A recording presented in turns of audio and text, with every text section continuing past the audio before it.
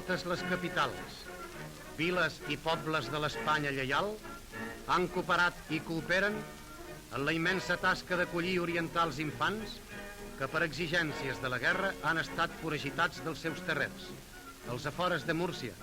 en la quinta villa Amparo, viu una colònia de nens que potser en la inconsciència de la seva edat no es fan ben bé càrrec de la immensa tragèdia que representa el seu estatge en la riallera Horta del Segura.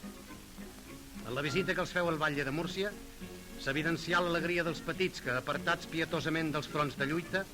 no poden oblidar, però, tot el que per ells fou tan seu i familiar. Recorden els pares, germans, la llar, si no tan vella,